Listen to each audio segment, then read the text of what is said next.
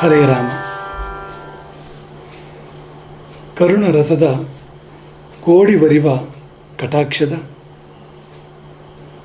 ಪರತತ್ವ ಬರೂಪ ವಾಲಾಪದ ವರ ಪುಣ್ಯಮಯ ಶರೀರದ ನಿರಾಭಾರಿ ಗುರುವಿರಲಿ ಎನ್ನ ಮಾನಸದಿ.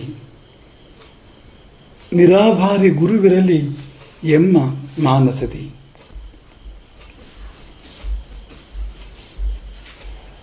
ಗುರುವನ್ನು ಅರಿಯುವ ಪ್ರಯತ್ನ, ಅರಿವನ್ನು ಕೊಡುವ ಗುರುವನ್ನು ಅರಿಯುವ ಪ್ರಯತ್ನ. ಗುರು ಅರ್ಥವಾಗದೆ ಗುರುಕುಲ ಅರ್ಥವಾಗದು, ಗುರುಕುಲ ಅರ್ಥವಾಗದೆ ಭಾರತ ಅರ್ಥವಾಗದು, ಅನರ್ಥವಾಗ್ಬೋದು, ಅರ್ಥವಾಗದು. ಗುರುಕುಲದ ಜೀವನಾಡಿ, ಗುರುವಿನ ಸುತ್ತವೇ ಗುರುಕುಲ ಬೆಳೆಯುವಂಥದ್ದು.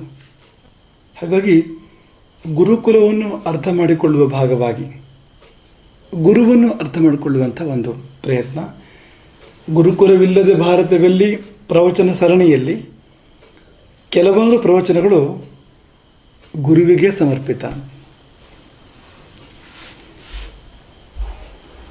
ಈಗ ಗುರುವಿನ ಬಗ್ಗೆ ಯಾರು ಏನು ಹೇಳುತ್ತಾರೆ ಎನ್ನುವುದಕ್ಕಿಂತ ಗುರು ತನ್ನ ಬಗ್ಗೆ ತಾನೇನು ಹೇಳ್ತಾನೆ ಅನ್ನೋದು ಮುಖ್ಯ. ಇನ್ನೊಂದು ಸಾರಿ, ಗುರುವಿನ ಬಗ್ಗೆ ಯಾರು ಏನು ಹೇಳ್ತಾರೆ ಅನ್ನೋದಕ್ಕಿಂತ ಗುರು ತನ್ನ ಬಗ್ಗೆ ತಾನೇನು ಹೇಳ್ತಾನೆ ಅನ್ನೋದು ಮುಖ್ಯ. ಅದಕ್ಕಿಂತಲೂ ಮುಖ್ಯ ಗುರು ಶಬ್ದ ಗುರುವಿನ ಬಗ್ಗೆ ಏನು ಹೇಳ್ತದೆ. ಸುಂದರವಾದ ಶಬ್ದ ಅದು ಗುರು ಶಬ್ದ. ನಮ್ಮ ಧರ್ಮ ಸಂಸ್ಕೃತಿಯ ನಮ್ಮ ಪರಂಪರೆಯಲ್ಲಿ ಅತ್ಯಂತ ಪ್ರಚಲಿತವಾದ ಪ್ರಸಿದ್ಧವಾದ ಎಲ್ಲರ ಹೃದಯದ ಆಳದಲ್ಲಿ ನಾಲ್ಗೆ ತುದಿಯಲ್ಲಿ ಇರ್ತಕ್ಕಂಥ ಶಬ್ದ ಗುರು ಶಬ್ದ. ಶಬ್ದ ರಚನೆ ಅದ್ಭುತವಾಗಿದೆ. ಒಂದು ಒತ್ತಕ್ಷರ ಇಲ್ಲ, ಒಂದು ಮಹಾಪ್ರಾಣ ಇಲ್ಲ, ಒಂದು ಪರುಷಾಕ್ಷರ. ಪರುಷಾಕ್ಷರ ಅಂದರೆ ಸ್ವಲ್ಪ ಕಠಿಣವಾದಂಥ ಅಕ್ಷರ, ಅಂಥದ್ದು ಒಂದು ಇಲ್ಲ. ಶ ಉದಾಹರಣೆಗೆ ಅಂಥ ಅಕ್ಷರ ಇಲ್ಲ, ಎಲ್ಲ ಮೃದು ಅಕ್ಷರಗಳು. ಬಾಯಿ ತುದಿಯಲ್ಲಿ ಒಂದು ಪುಟ್ಟ ಮಗುವಿನ ಬಾಯಿ ತುದಿಯಲ್ಲಿ ಕೂಡ ಬರಬಹುದು. ಅಂತಹ ಒಂದು ಲಾಲಿತ್ಯ ಇರ್ತಕ್ಕಂಥ ಶಬ್ದ, ಲಾಲಿತ್ಯ ಇರ್ತಕ್ಕಂಥ ಒಂದು ಶಬ್ದ ಗುರು ಶಬ್ದ. ಆ ಶಬ್ದ ಗುರುವಿನ ಬಗ್ಗೆ ಏನು ಹೇಳ್ತದೆ ಎನ್ನುವುದನ್ನು ಕೊಂಚ ನೋಡೋಣ. ನೋಡಿ, ಗುರು ಎನ್ನುವಾಗ ಗು ಮತ್ತು ರು ಎರಡು ಸಂಗತಿಗಳಿದೆ. ಅಥವಾ ಗ್, ಉ, ಋ, ಉ ಈ ನಾಲ್ಕು ಅಕ್ಷರಗಳಿದೆ. ಈ ಗು ಮತ್ತು ರು ಎನ್ನುವುದಕ್ಕೂ ಅರ್ಥ ಇದೆ, ಪ್ರತ್ಯೇಕವಾಗಿ ಗು ಅನ್ನೋದಕ್ಕೂ ಅರ್ಥ ಇದೆ, ಋ ಅನ್ನೋದಕ್ಕೂ ಅರ್ಥ ಇದೆ, ಉಕಾರಕ್ಕೂ ಅರ್ಥ ಇದೆ. ಅದು ಸಂಸ್ಕೃತ ಭಾಷೆಯ ವೈಶಿಷ್ಟ್ಯ, ಭಾರತದ ಪರಂಪರೆಯ ವೈಶಿಷ್ಟ್ಯ. ಹೀಗೆ ಬೇರೆ ದೇಶ ಬೇರೆ ಸಂಸ್ಕೃತಿಗಳಲ್ಲಿ ಹೀಗೆ ಅಕ್ಷರಕ್ಕೆ ಅರ್ಥ ಇರೋದಿಲ್ಲ. ರಾಬರ್ಟ್ ಅಂದರೆ ರಾಬರ್ಟ್, ಅಲ್ಲಿ ರಾಕ್ ಏನರ್ಥ ಬಾಕ್ ಏನರ್ಥ ಅಂದರೆ ಏನು ಅರ್ಥವಿಲ್ಲ, ರಾಬರ್ಟ್ ಅಂತಷ್ಟೇ ಅದು. ಹಾಗಲ್ಲ ಇದು. ಒಂದು ಶ್ಲೋಕ ಇದನ್ನು ನಿರೂಪಣೆ ಮಾಡಿದೆ. ಗು ಅಂದರೆ ಏನು, ರು ಅಂದರೆ ಏನು. ಪ್ರಸಿದ್ಧವಾಗಿರುವಂಥ ಶ್ಲೋಕ, ಗುಶಬ್ದಸ್ತು ಅಂಧಕಾರ ಸ್ಯಾತ್. ಗು ಅಂದರೆ ಅಂಧಕಾರ, ಋಷಬ್ದ ತನ್ನಿವರ್ತಕ. ರು ಅಂದರೆ ಅಂಧಕಾರವನ್ನು ಪರಿಹರಿಸುವಂಥ ಶಕ್ತಿ, ಅಂಧಕಾರವನ್ನು ಕಳೆದು ಬೆಳಗುವ ಬೆಳಕು. ಹಾಗಾಗಿ ಗುರು ಅಂದರೆ ಅಂಧಕಾರ ನಿರೋಧಿ. ಅಂಧಕಾರ ನಿರೋಧಿತ್ವಾತ್ ಗುರುರಿತ್ಯ ವಿಧೇಯತೆ. ಗುಶಬ್ದಸ್ತು ಅಂಧಕಾರ ಸ್ಯಾತ್ ಋಷಬ್ದ ತನ್ನಿವರ್ತಕ ಅಂಧಕಾರ ನಿರೋಧಿತ್ವಾತ್ ಗುರುರಿತ್ಯ ವಿಧೇಯತೆ. ಅಂಧಕಾರವನ್ನು ಕಳೆಯುವುದಕ್ಕಾಗಿಯೇ ಗುರು ಎಂಬ ಶಬ್ದ ವ್ಯುತ್ಪನ್ನವಾಗಿರ್ತಕ್ಕಂಥದ್ದು. ಈಗ ಗು ಅಂದರೆ ಕತ್ತಲೆ ಅಂತ. ಗುಪ್ತ, ಗುಹೆ, ಗುಹ್ಯ, ಗೂಢ, ಅಥವಾ ನಮ್ಮ ಕನ್ನಡದ ಗುಮ್ಮ. ಗುಮ್ಮ ಅಂದರೆ ಕತ್ತಲು ಅಂತ, ಕತ್ತಲಲ್ಲೇ ತಾನೇ ಬರೋದದು. ಹಾಗೆ ಗುಟ್ಟು, ಇಲ್ಲೆಲ್ಲ ನೋಡಿ ಆ ತಿಳಿಯದಿರುವಿಕೆ, ಕತ್ತಲೆ, ಏನೋ ಒಂದು ಕವಿದಿರುವಿಕೆ, ಅದನ್ನು ತೋರಿಸ್ತವೆ ಈ ಶಬ್ದಗಳೆಲ್ಲ. ಗು ಅಂದರೆ ಹಾಗೆ ಅಂತ, ಅದೇನೋ ಮರೆ, ಅದೇನೋ ಕತ್ತಲೆ, ಅದೇನೋ ಆವರಣ ಅಂತ. ರು ಎನ್ನುವಾಗ ಆ ರಮ್ ಎನ್ನುವುದು ಅಗ್ನಿಬೀಜ. ಅದು ರ ಎಂಬಲ್ಲಿ ಅಗ್ನಿತತ್ವದ ಸಾನ್ನಿಧ್ಯ ಇದೆ. ಹಾಗಾಗಿ ರವಿ, ರಶ್ಮಿ, ರಾಜ. ರಾಜ ಅಂದರೆ ಚಂದ್ರ ಅಂತ ಅರ್ಥ. ರಾಜಿಸುವವನು, ಶೋಭಿಸುವವನು. ದೊರೆ ಎನ್ನುವ ಅರ್ಥದಲ್ಲಿ ಕೂಡ ರಾಜ ಅನ್ನೋ ಪದವನ್ನು ಬಳಸ್ತೇವೆ. ಅಲ್ಲಿ ಕೂಡ ಹಾಗೆ ರಾಜಿಸುವವನು, ಶೋಭಿಸುವವನು, ಸಿಂಹಾಸನ ಮೇರಿ ರತ್ನ ಕಿರೀಟವನ್ನು ಧರಿಸಿ ಮಂಡಿಸಿ ಅವನು ಶೋಭಿಸ್ತಕ್ಕಂಥವನು. ಹಾಗಾಗಿ ಅದಕ್ಕೆ ರಾಜ ಅನ್ನೋ ಶಬ್ದ ಇರ್ತಕ್ಕಂಥದ್ದು. ಹೀಗೆ ಈ ರಾ ಆ ಶಬ್ದದ ವ್ಯಾಪ್ತಿ ಗಮನಿಸಿದಾಗ ಏನೋ ಬೆಳಕು, ಏನೋ ಹೊಳಪು ಅದಿದೆ ಅಲ್ಲಿ ಅಂತ. ಎರಡೂ ಸೇರಿಸಿದಾಗ ಏನಾಗೋದು? ಕತ್ತಲೆ ಬೆಳಕು ಎರಡು ಸೇರಿಸಿದಾಗ ಏನಾಗೋದು? ಗುರು ಅಂದರೆ ಕತ್ತಲೆ ಬೆಳಕು ಎರಡು ಸೇರಿದೆ. ಕತ್ತಲೆ ಬೆಳಕು ಎರಡು ಸೇರಿದ್ರೆ ಏನಾಗುತ್ತೆ? ಕತ್ತಲೆ ನಿವಾರಣೆ ಆಗುತ್ತೆ, ಬೆಳಕು ಉಳ್ಕೊಳ್ಳುತ್ತೆ. ಈಗ ಬೆಳಕಿಗೆ ಕತ್ತಲೆ ಸೇರಿಸಬೇಕಾದ್ರೆ ನೀವು ಕತ್ತಲೆ ಬೆಳಕು ಸೇರಿಸಿ, ಆಗೋ ಪರಿಣಾಮ ಒಂದೇ, ಕತ್ತಲೆಯ ಪರಿಹಾರ ಅದಾಗತ್ತೆ. ಹಾಗಾಗಿ ಗುರು ಅಂದರೆ ಅದೇ ಕತ್ತಲೆಯನ್ನು ಪರಿಹಾರ ಮಾಡ್ತಕ್ಕಂಥ ಬೆಳಕು, ಅಜ್ಞಾನವನ್ನು ಕಳೆದು ಜ್ಞಾನವನ್ನು ಕೊಡ್ತಕ್ಕಂಥ ತತ್ವ, ಶಕ್ತಿ, ವ್ಯಕ್ತಿ. ಗಿರತಿ ಅಜ್ಞಾನಂ ಇತಿ ಗುರು. ಗುರು ಗಿರಣೆ ಎಂಬ ಧಾತು. ಗಿರತಿ ಅಜ್ಞಾನಂ, ಅಜ್ಞಾನವನ್ನು ನುಂಗಿ ಬಿಡ್ತಾನೆ, ಅಜ್ಞಾನವನ್ನು ಇಲ್ಲ ಮಾಡ್ತಾನೆ ಗುರು. ಅಥವಾ ಗೃಣಾತಿ ಉಪದೇಶತಿ ಧರ್ಮಂ. ಗೃಣಾತಿ ಅಂದರೆ ಉಪದೇಶ ಮಾಡ್ತಾನೆ, ಧರ್ಮವನ್ನು ಉಪದೇಶ ಮಾಡ್ತಾನೆ. ಧರ್ಮ ಅಂದರೆ ಏನು? ಯಾವುದು ಸರಿಯೋ ಅದು, ತಪ್ಪಲ್ಲದೆ ಇರ್ತಕ್ಕಂಥದ್ದು, ಅದು ಧರ್ಮ. ಅದನ್ನು ಉಪದೇಶ ಮಾಡ್ತಾನೆ. ಹಾಗಾಗಿ ಗುರು. W.B. ಯೇಟ್ಸ್ ಅವ್ರ ಮಾತು ನೆನಪಾಗುತ್ತೆ ಈ ಸಂದರ್ಭದಲ್ಲಿ. ಅವರೇನು ಹೇಳ್ತಾರೆ? Education is not the filling of a part but the lighting of a fire. ಶಿಕ್ಷಣವೆಂದರೆ ತುಂಬುವುದಲ್ಲ, ಗಡಿಗೆ ಒಳಗೆ ಏನನ್ನು ತುಂಬಿದ ಹಾಗೆ ತುಂಬುವುದಲ್ಲ ವಿದ್ಯಾರ್ಥಿಯಲ್ಲಿ, ಮತ್ತು ಬೆಳಗುವುದು, ದೀಪವನ್ನು ಹಚ್ಚುವುದು. ಮಡಿಕೆಯೊಳಗೆ ದೀಪವನ್ನಿಟ್ಟರೆ ಬೆಳಕು ತುಂಬುತ್ತದೆ ನೋಡಿ, ಹಾಗೆ ತುಂಬಿದರೆ ಅಡ್ಡಿ ಇಲ್ಲ. ಆದರೆ ಚೀಲದಲ್ಲಿ ಸಾಮಾನು ತುಂಬಿದಾಗೆ ಇನ್ಫಾರ್ಮೇಷನ್ಸ್ ತುಂಬೋದಲ್ಲ ವ್ಯಕ್ತಿಯಲ್ಲಿ ಅಥವಾ ವಿದ್ಯಾರ್ಥಿಯಲ್ಲಿ.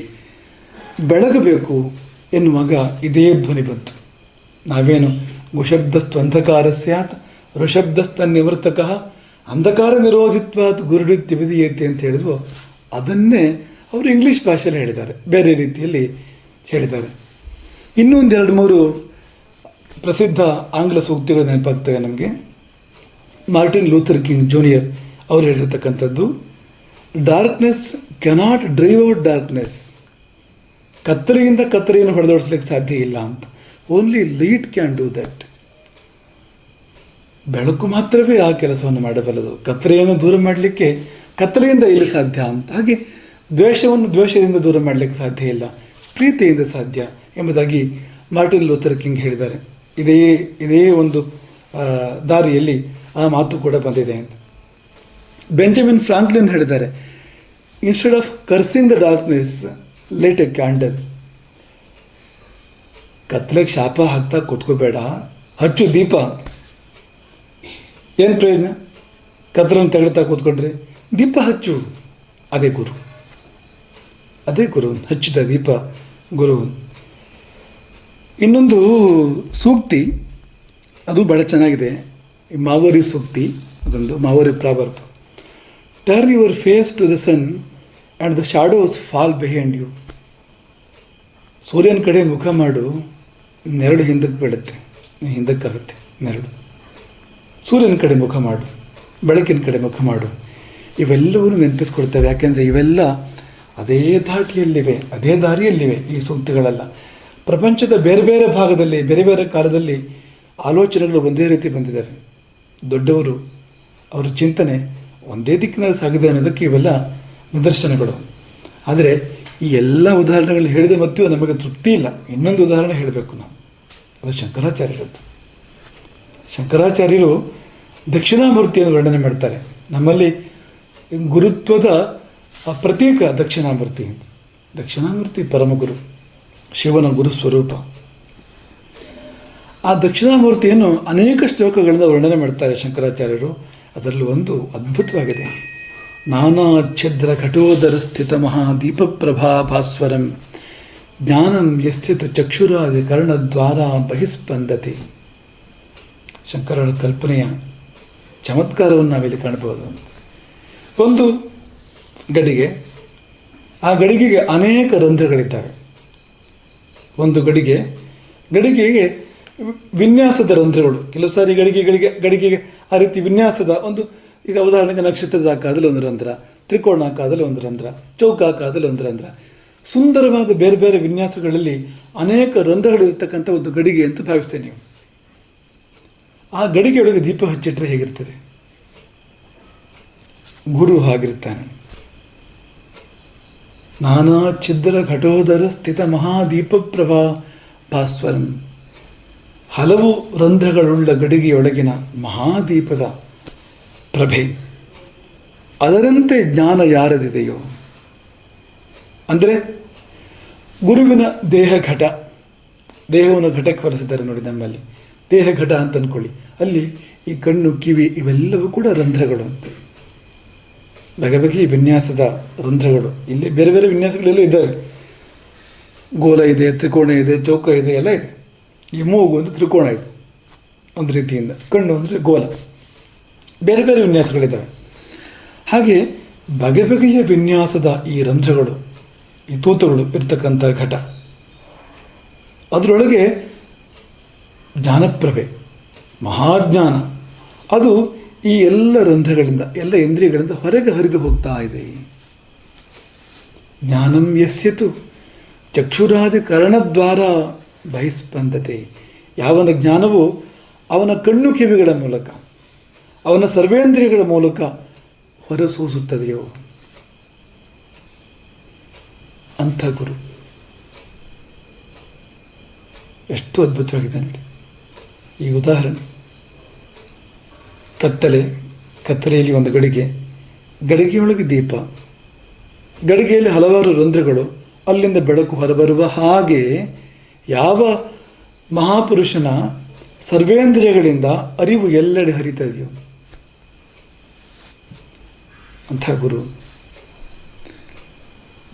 ನಾವು ಬಲ್ಲೆ ಎಂಬ ಭಾವ ಅಂತ ಆಡ್ತೇವೆ. ಗೊತ್ತು, ನನಗೆ ಗೊತ್ತಾಯಿತು, ಜಾನಾಮಿ. ಈ ಗೊತ್ತಾಯಿತು ಎನ್ನುವಾಗ ಅರಿವು ಮತ್ತು ಅರಿವಿನ ಅರಿವು ಎರಡೂ ಇದೆ ಅಲ್ಲಿ. ಅರಿವು ಗುರು, ಅರಿವಿನ ಅರಿವು ನಮಗೆ ಬರ್ತದೆ. ನಾ ತಿಳ್ಕೊಂಡೆ, ನನಗೆ ಗೊತ್ತಾಯಿತು ಎನ್ನುವಾಗ ನಮ್ಮ ಅರಿವಿನ ಅರಿವು ನಮಗೆ ಬರ್ತಕ್ಕಂಥದ್ದು.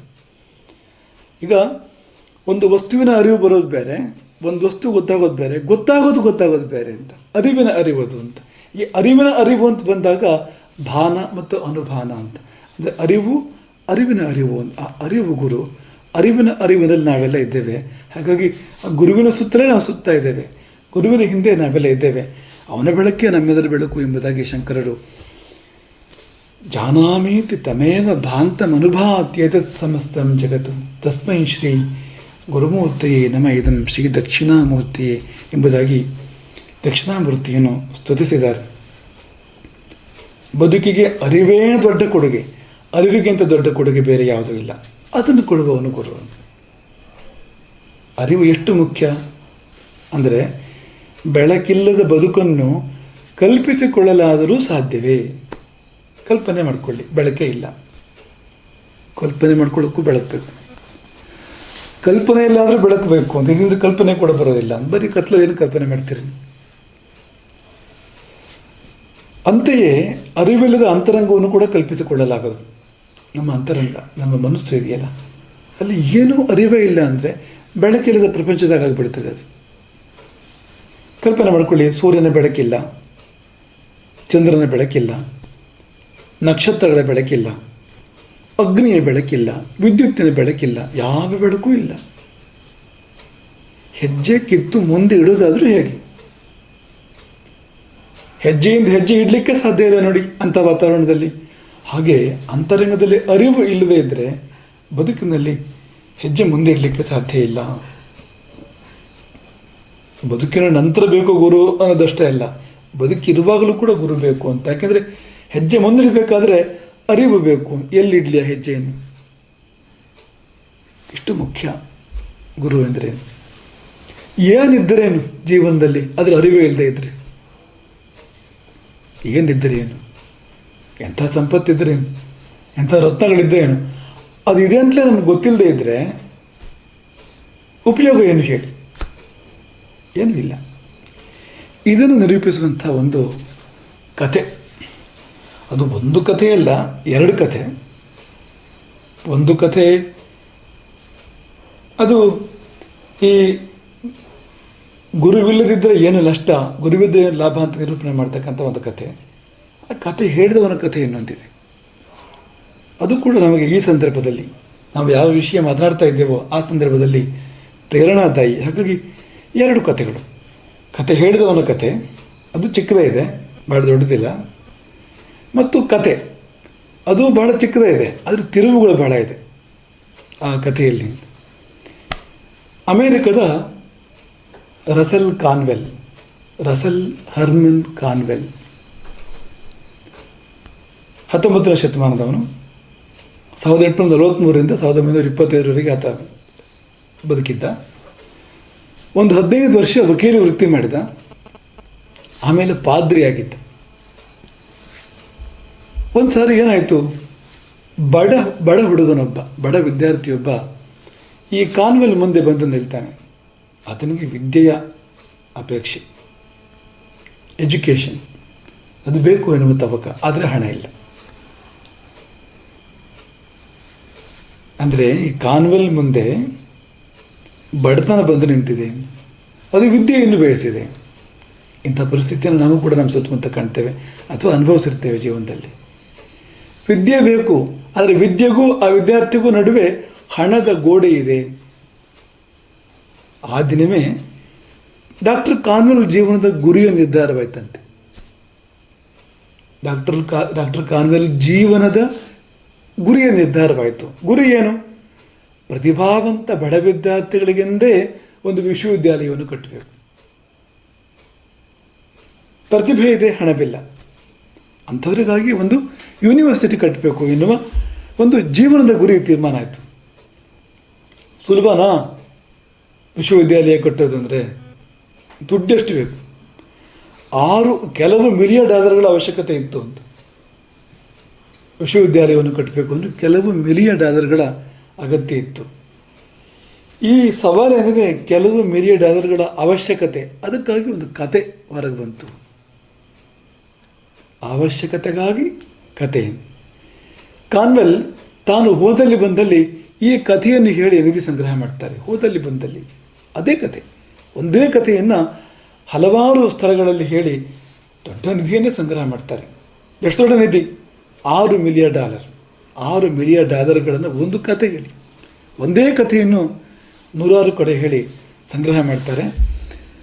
ಫಿಲಡೆಲ್ಫಿಯಾದಲ್ಲಿ ಬಡ ಪ್ರತಿಭಾವಂತ ವಿದ್ಯಾರ್ಥಿಗಳಿಗಾಗಿ ಟೆಂಪಲ್ ಯೂನಿವರ್ಸಿಟಿ ಪ್ರಾರಂಭ ಆಯಿತು. ಕಾನ್ವೆಲ್ ಪ್ರಾರಂಭ ಮಾಡಿರ್ತಕ್ಕಂಥದ್ದು. ಅದು ಬೃಹದಾಕಾರವಾಗಿ ಬೆಳೆದಿದ್ದು ಇತಿಹಾಸ. ಅದೆಷ್ಟು ಕಾಲೇಜುಗಳು, ಅದೆಷ್ಟು ಒಂದು ವಿದ್ಯಾರ್ಥಿಗಳು, ವಿದ್ಯಾಪ್ರಭಾವ, ಅದು ದೊಡ್ಡದಾಗಿ ಬಹಳ ದೊಡ್ಡ ರೀತಿಯಿಂದ ಬೆಳೆದಿದೆ. ಅದು ಮುಂದಿನ ಮಾತು. ಆದರೆ ಅದು ಪ್ರಾರಂಭ ಆಗಿದ್ದು ಹೀಗೆ ಅಂತ. ಈಗ ವಿಷಯಕ್ಕೆ ಬರೋಣ. ಯಾವ ಕಥೆ? $6 ಮಿಲಿಯನ್ ಕಥೆ ಯಾವುದು? $1 ಮಿಲಿಯನ್ ಕ್ವಶನ್ ಅಂತ ಹೇಳ್ತಾರಲ್ಲ, ಹಾಗೆ $1 ಮಿಲಿಯನ್ ಟೇಲ್, ಇದು ಸ್ಟೋರಿ. ಯಾವುದದು ಅಂದರೆ ಭಾಳ ಚಿಕ್ಕದಾದ, ಭಾಳ ಸರಳವಾದ, ಅರ್ಥ ಮಾಡ್ಕೊಳ್ಳೋಕ್ಕೆ ಏನು ಕಷ್ಟ ಇಲ್ಲದಿರ್ತಕ್ಕಂಥ ಒಂದು ಕತೆ. ಆಫ್ರಿಕಾದಲ್ಲಿ ವಾಸ ಮಾಡ್ತಾ ಇದ್ದ ಒಬ್ಬ ರೈತ. ಅವನ ಕಿವಿಗೆ ಸುದ್ದಿ ಬಂತಂತೆ. ಸುದ್ದಿ ಏನು? ಆಫ್ರಿಕಾದಲ್ಲಿ ವಜ್ರಗಳು ಸಿಗುತ್ತವೆ. ಭೂಮಿಯಲ್ಲಿ ಆಫ್ರಿಕಾದಲ್ಲಿ ವಜ್ರಗಳು ಸಿಗುತ್ತವೆ ಎಂಬ ವಿಷಯ ಅವನ ಕಿವಿಗೆ ಬಂತು. ಉತ್ಸುಕತೆ ಬಂತು. ಯಾಕೆಂದರೆ ಈ ಕೃಷಿ ಮಾಡಿ ಏನು ಬರ್ತದೆ? ಅದು ಏನಾದರೂ ಭೂಮಿಯಲ್ಲಿ ವಜ್ರ ಸಿಕ್ಕಿದರೆ 7 ತಲೆಮಾರು ಕೂತು ತಿನ್ಬೋದು. ಹಾಗಾಗಿ ಈ ಭೂಮಿ ಬೇಡ, ತಾನಿರುವ ಭೂಮಿ ಬೇಡ, ವಜ್ರ ಸಿಗುವ ಭೂಮಿ ಬೇಕು, ವಜ್ರದ ಗಣಿಯಾಗಬಲ್ಲ ಭೂಮಿ ಬೇಕು ಎಂಬ ಒಂದು ಉತ್ಸುಕತೆ ಎಂಬ ಒಂದು ತವಕ. ಹಾಗಾಗಿ ತಾನಿರುವ ಭೂಮಿಯನ್ನು ಮಾರಾಟ ಮಾಡಿ, ತನ್ನ ಜಮೀನನ್ನು ಮಾರಾಟ ಮಾಡಿ ವಜ್ರದ ಗಣಿ ಇರುವ ಕಡೆಗೆ ಹೊರಟ. ಅಲ್ಲೆಲ್ಲರೂ ಜಮೀನು ತಗೊಂಡು ವಜ್ರ ಸಿಗ್ತದೆ ನೋಡಿ, ಅದರಿಂದ ತುಂಬ ಹಣ ಗಳಿಕೆ ಮಾಡ್ತಕ್ಕಂಥದ್ದು ಅಂತ ಪ್ರಾರಂಭ ಆಯಿತು ವಜ್ರಾನ್ವೇಷಣೆ. ಭೂಮಿ ಖರೀದಿ ಮಾಡೋದು, ವಜ್ರಾನ್ವೇಷಣೆ ಮಾಡೋದು, ಅದಿಲ್ಲ ಅಂತ ಗೊತ್ತಾದ ಮೇಲೆ ಮಾರಾಟ ಮಾಡೋದು, ಬೇರೆ ಭೂಮಿ ಖರೀದಿ ಮಾಡೋದು. ಆದರೆ ನೀವು ನಿಮ್ಮ ಭೂಮಿಯನ್ನು ಯಾವ ಕ್ರಯಕ್ಕೆ ಮಾರ್ತೀರಿ ಅದೇ ಕ್ರಯಕ್ಕೆ ಅಷ್ಟು ದೊಡ್ಡ ಭೂಮಿ ಸಿಗಬೇಕು ಅಂತೇನಿಲ್ಲ. ಅದು ಪುನಃ ಮಾರಿ ಪುನಃ ತೆಗೆದುಕೊಳ್ಳುವಾಗ ಹಾಗೆ ಮುಂದುವರೆದಾಗ ಬರುವುದು ಬೆಳತನ ಹೊರತು ಶ್ರೀಮಂತಿಕೆ ಅಲ್ಲ ಅಂತ. ವರ್ಷಗಳು ಉರುಳಿದು ಜಮೀನುಗಳು, ಅನೇಕ ಸ್ಥಳಗಳು ಬದಲಾದವು, ಹಣ ಕರಗಿತು, ಆರೋಗ್ಯ ಕೆಟ್ಟಿತು, ವಜ್ರಗಳನ್ನು ಹುಡುಕಿ ಹಿಡಿಯಿತು ಹುಚ್ಚು. ಸಾಮಾನ್ಯ ಈ ವಜ್ರದಿಂದ ಹೋಗೋರು ಅಥವಾ ದುಡ್ಡಿನಿಂದ ಹೋಗೋರು, ನಿಧಿಯಿಂದ ಹೋಗೋರು ಹೀಗೆ ಆಗೋದು. ಕೊನೆಗೆ ಸಂಪತ್ತೆಲ್ಲ ಸರ್ವನಾಶ, ನಿರಾಶೆಯ ಪರಾಕಾಷ್ಠೆ. ನಿರಾಶೆಯ ಪರಾಕಾಷ್ಠೆಯಲ್ಲಿ ಮನುಷ್ಯ ಏನು ಮಾಡ್ತಾನೆ? ಹೊಳೆಗೆ ಹಾರ್ತಾನೆ. ಅದನ್ನೇ ಮಾಡಿದ, ಆತ್ಮಹತ್ಯೆ ಮಾಡಿದ, ಹೊಳೆಗೆ ಹಾರಿ ಆತ್ಮಹತ್ಯೆಯನ್ನು ಮಾಡಿಕೊಂಡ. ಈ ಕಡೆಗೆ ಕಥೆ ಮುಂದುವರಿಯುತ್ತದೆ, ನೀವು ಗಾಬರಿ ಆಗಬೇಡಿ. ಅವನು ಆತ್ಮಹತ್ಯೆ ಮಾಡ್ಕೊಂಡು ಮುಗಿದೋಯ್ತು ಕಥೆ ಹಾಗೆ ಅನ್ಕೋಬೇಡಿ. ಆ ಭೂಮಿ ಇದೆ ನೋಡಿ. ಯಾವ ಭೂಮಿ? ಈ ರೈತ ಮಾರಾಟ ಮಾಡಿದ ಭೂಮಿ ಇದೆಯಲ್ಲ, ಆ ಭೂಮಿ ತಗೊಂಡವನ ಕಥೆ ಏನಾಯಿತು, ಆ ಭೂಮಿ ಏನಾಯಿತು, ಅಲ್ಲಿ ಮುಂದುವರಿಯುತ್ತದೆ ಕಥೆ ಆ ಕಡೆಗೆ ಅಂತ. ವಜ್ರಾನ್ವೇಷಣೆಗಾಗಿ ತನ್ನ ಭೂಮಿಯನ್ನು ಮಾರಿ ಹೋದವನ ಆ ಒಂದು ಹೊಲವನ್ನು, ಭೂಮಿಯನ್ನು ಖರೀದಿ ಮಾಡಿದಂಥ ಹೊಸ ಮಾಲೀಕ. ಆ ಹೊಸ ಮಾಲೀಕ ಅವನು ನೆಮ್ಮದಿಯಾಗಿ ಕೆಲವು ಕಾಲ ಕಳೆದ. ಭೂಮಿಯಲ್ಲಿ ಒಂದು ದಿವಸ ತೋಟದಲ್ಲಿ ತಿರುಗಾಡ್ತಾ ಇದ್ದ. ದೊಡ್ಡ ಕಲ್ಲು, ಭಾಳ ಚೆನ್ನಾಗಿತ್ತಂತೆ, ಅಪರೂಪದ ರೂಪದ ಕಲ್ಲು ಅಂತ. ಅದರ ರೂಪ ಅಪರೂಪ ಅಂತ, ಎಲ್ಲ ಕಲ್ಲು ಹಾಗಿರೋದಿಲ್ಲ. ಹಾಗೊಂದು ಆಕರ್ಷಕವಾದ ಕಲ್ಲು, ಒಂದು ಮೊಟ್ಟೆಯಷ್ಟು ದೊಡ್ಡ ಕಲ್ಲು ಕಾಣಿಸ್ತು. ತಂದು ಶೆಲ್ಫಲ್ಲಿ ಇಟ್ಟ, ಡ್ರಾಯಿಂಗ್ ರೂಮಿನ ಶೆಲ್ಫಲ್ಲಿ ಇಟ್ಟ ತಂದು. ಅಲ್ಲಿತ್ತು ಕೆಲವು ಸಮಯ. ಒಂದು ದಿನ ಆತನ ಸ್ನೇಹಿತ ಬರ್ತಾನೆ ಮನೆಗೆ.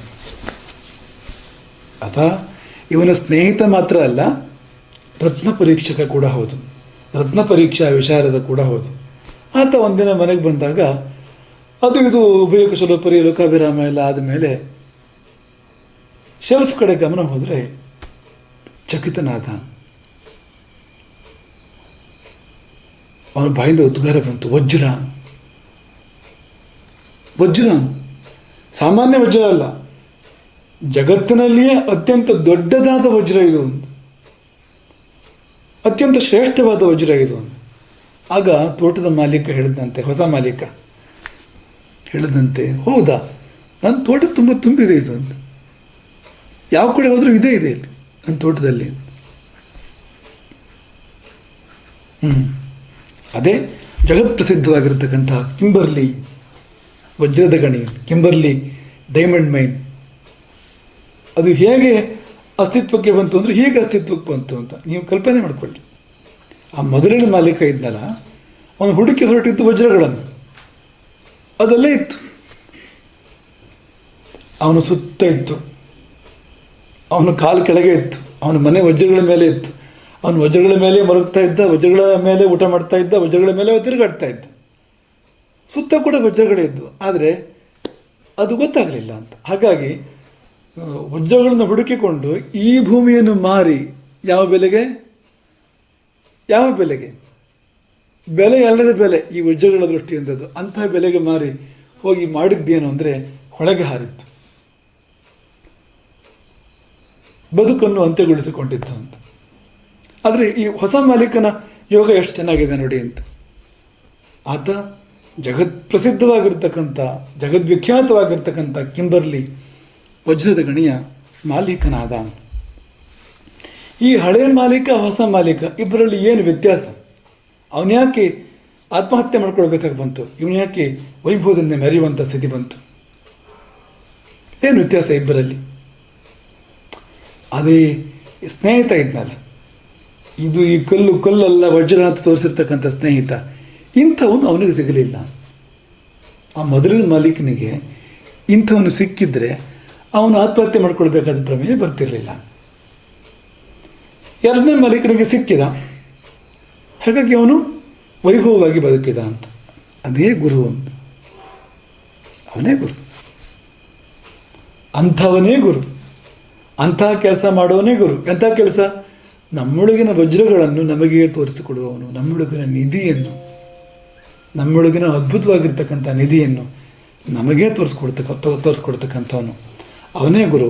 ಅಂಥವನು ಸಿಗದಿದ್ದರೆ ಬದುಕು ಪತನದ ಹಾದಿಯನ್ನು ಹಿಡಿತದೆ, ಬದುಕು ನಾಶದ ಹಾದಿಯನ್ನು ಹಿಡಿತದೆ. ಅಂಥವನು ಸಿಕ್ಕಿದರೆ ಬದುಕು ಉಚ್ಛ್ರಾಯಕ್ಕೆ ಹೋಗ್ತದೆ.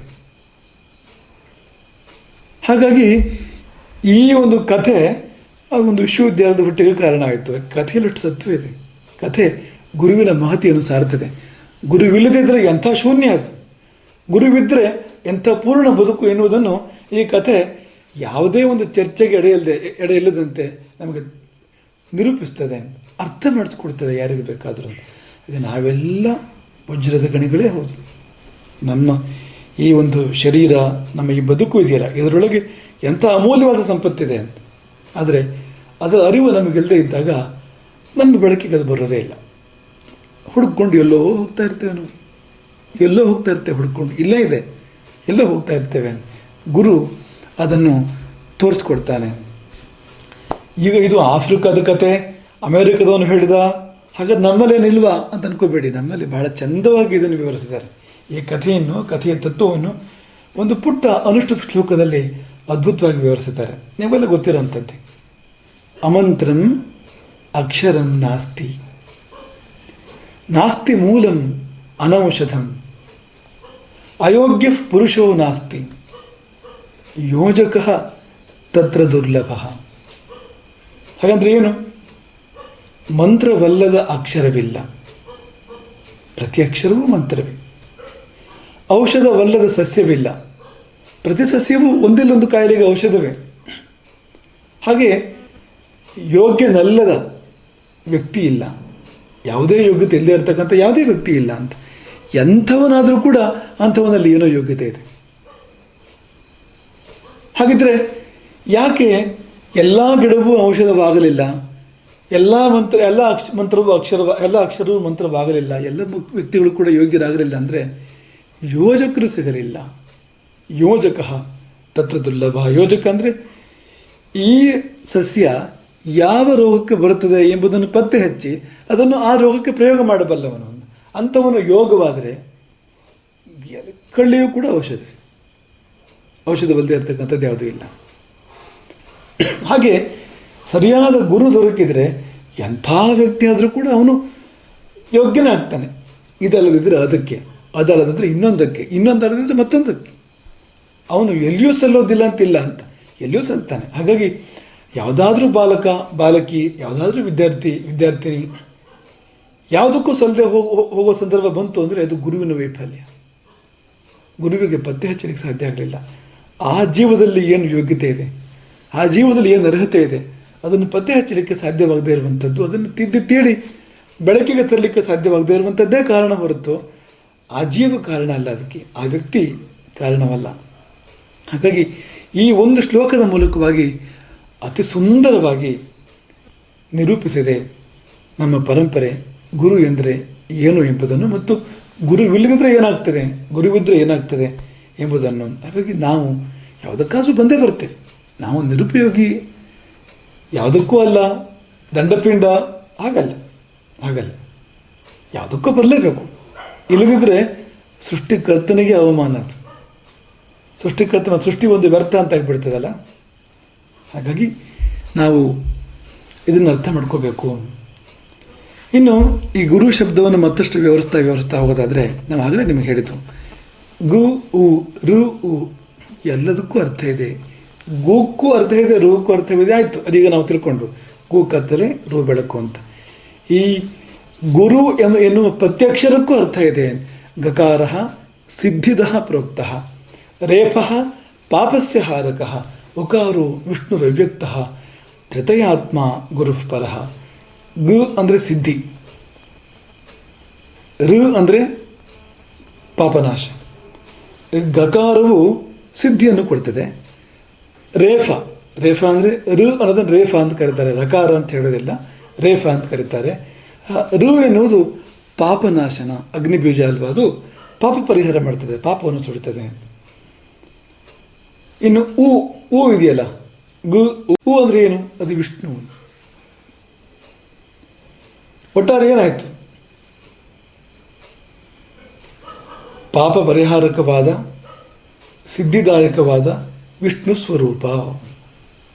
ಗುರು ಅನ್ನೋ ಶಬ್ದಕ್ಕೆ ಅರ್ಥ ಪಾಪ ಪರಿಹಾರಕವಾದ, ಸಿದ್ಧಿಪ್ರದಾಯಕವಾದ ವಿಷ್ಣು ಸ್ವರೂಪ. ತ್ರಿತಯಾತ್ಮ ಗುರು, ಮುಬ್ಬಗೆಯ ರೂಪವುಳ್ಳವನು ಗುರು. ಅಂದ್ರೇನು? ಸ್ವಲ್ಪ ಸಾಮಾನ್ಯ ಭಾಷೆಯಲ್ಲಿ ಇದನ್ನು ಹೇಳೋದಾದರೆ, ಗಕಾರ ಸಫಲತೆಯನ್ನು ಕೊಡ್ತದೆ. ಜೀವನದಲ್ಲಿ ಸಫಲತೆ ಬೇಕು ತಾನೆ, ಸಕ್ಸಸ್. ಗಕಾರ ಕೊಡ್ತದೆ ಅದನ್ನು. ಮತ್ತು ರೇಫ ಅದು ದೋಷಗಳನ್ನು ನಾಶ ಮಾಡ್ತದೆ. ನಮ್ಮಲ್ಲಿ ನೆಗೆಟಿವ್ಸ್ ಏನಿದೆ, ನಮ್ಮಲ್ಲಿ ಸಲ್ಲದ್ದೇನಿದೆ, ಬೇಡದ್ದೇನಿದೆ, ಅದನ್ನು ಇಲ್ಲವಾಗಿ ಮಾಡ್ತದೆ ಎನ್ನುವಂಥದ್ದು. ಗುರುವಾದವನು ನಮ್ಮ ದೋಷಗಳನ್ನು ನಾಶ ಮಾಡ್ತಾನೆ, ನಮಗೆ ಸಫಲತೆಯನ್ನು ತಂದು ಕೊಡ್ತಾನೆ. ಮತ್ತು ಗುರು ವಿಷ್ಣುವಾಗಿ ಇರುವ ಒಳಿತನ್ನು ಉಳಿಸ್ತಾನೆ. ನಮ್ಮಲ್ಲಿ ಏನು ವರ್ಚ್ಯೂಸ್, ನಮ್ಮಲ್ಲೇನು ಗುಣಗಳಿರ್ತವೆ ಗುರುತಿಸಿ ಅದನ್ನು ಉಳಿಸ್ತಾನೆ, ಬೆಳೆಸ್ತಾನೆ.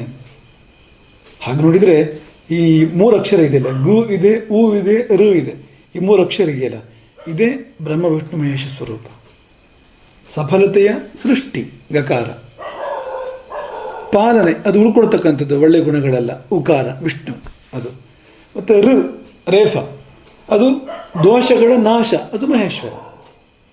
ಮತ್ತ್ಯಾಕೆ ಹೇಳಿದ್ದು ಗುರುರು ಬ್ರಹ್ಮ, ಗುರುರು ವಿಷ್ಣು, ಗುರು ದೇವೋ ಮಹೇಶ್ವರ? ಇದೇ ಕಾರಣಕ್ಕೆ ಹೇಳಿರ್ತಕ್ಕಂಥದ್ದು. ಇದು ಸಂತರಿಗೆ ಯಾರೋ ಅಂಥವರಿಗೆ ಮಾತ್ರ ಸಲ್ಲುವಂಥದ್ದು ಅಂತ ಅಂದ್ಕೊಳ್ಳೋದು ಬೇಡ. ಯಾವುದೇ ಶಿಕ್ಷಕ ತನ್ನ ಶಿಷ್ಯನಿಗೆ ಸಫಲತೆಯ ದಾರಿಯನ್ನು ತೋರಿಸ್ಕೊಡ್ತಾನೆ, ತನ್ನ ಶಿಷ್ಯನ ದೋಷಗಳನ್ನು ನಾಶ ಮಾಡ್ತಾನೆ, ತನ್ನ ಶಿಷ್ಯನ ವ್ಯಕ್ತಿತ್ವದಲ್ಲಿರ್ತಕ್ಕಂಥ ಒಳಿತುಗಳನ್ನು ಗುರುತಿಸಿ ಅದನ್ನು ಉಳಿಸ್ತಾನೆ. ಎಷ್ಟೋ ಸರ್ತಿ ಒಳ್ಳೆಯದನ್ನು ಕೂಡ ಕಳ್ಕೊಂಡ್ಬಿಡ್ತೇವೆ ನಾವು, ತಿಳುವಳಿಕೆ ಇಲ್ಲದೆ, ಅದು ಒಳ್ಳೆಯದನ್ನು ಗೊತ್ತಿಲ್ಲದೆ. ಹಾಗಾಗಿ ಈ 3 ಮಾಡೋದ್ರಿಂದ ಯಾವ ಶಿಕ್ಷಕನು ಅವನು ಹೀಗಿದ್ದರೆ ಬ್ರಹ್ಮ ವಿಷ್ಣು ಮಹೇಶ್ವರ ಸ್ವರೂಪನೇ, ಅವನು ತ್ರಿಮೂರ್ತಿ ಸ್ವರೂಪನೇ. ಹೌದು, ದತ್ತಾತ್ರೇಯ ಮಾತ್ರ ಅಲ್ಲ, ಸಾಮಾನ್ಯ ಶಿಕ್ಷಕ ಕೂಡ ತ್ರಿಮೂರ್ತಿ ಸ್ವರೂಪನಾಗಿರ್ತಾನೆ ಎಂಬಲ್ಲಿಗೆ ನಾವು ಇಂದಿನ ಪ್ರವಚನಕ್ಕೆ ವಿರಾಮವನ್ನು ನೀಡೋಣ. ಇನ್ನೂ ಸಾಕಷ್ಟು ಗುರುವಿನ ಒಳಗನ್ನು ಅರಿಯುವಂಥದ್ದಿದೆ, ಅದೇನೋ ಅರಿತು ಮುಗಿಯುವಂಥದ್ದಲ್ಲ. ಹಾಗಾಗಿ ಎಲ್ಲವನ್ನೂ ನಾವು ಅರಿಯುವಂತೆ ಮಾಡ್ತಕ್ಕಂಥ ಗುರುವನ್ನು ಅರಿಯೋಣ. ಆ ಅರಿಯುವ ಹಾದಿಯಲ್ಲಿ ಇನ್ನೊಂದು ಹೆಜ್ಜೆಯನ್ನು ಮುಂದಿನ ಗುರುವಾರ ಇರಿಸೋಣ. ಹರೇ ರಾಮ್.